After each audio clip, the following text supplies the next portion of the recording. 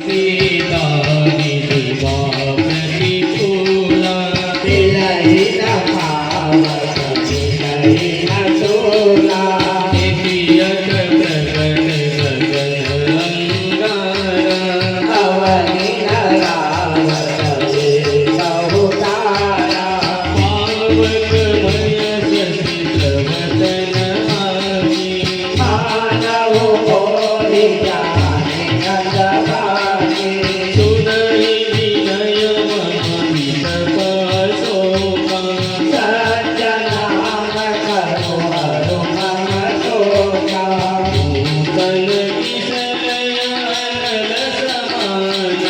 तेजिय कनि जनि करहि निदाना देवी परम विरहाकुल सीता शोषण कपि समगीता कपि करि हृदय विचार देवी मुद्रिका दारि तब सर्व शोकयंता दीनान ज्योति करयो मंगल भवन मंगल हारी सर्व भूतो दर्शन करियानि सब देखे मोहिता मनोहर राम नाम जयति तोरण चकित चितवंदरी परिचारी भरत विचार जय कुलानि प्रीति कुश कहिय जय रघुराई माया ते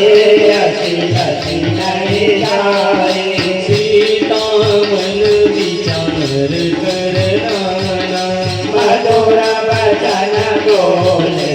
अनुमाना रामचंद्र गुण बरने लागा सुनत ही सीता कर दुख पागा लागी सुने श्रवण मन लाए आदि होते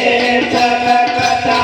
सुनाई श्रवणामृत जी कथा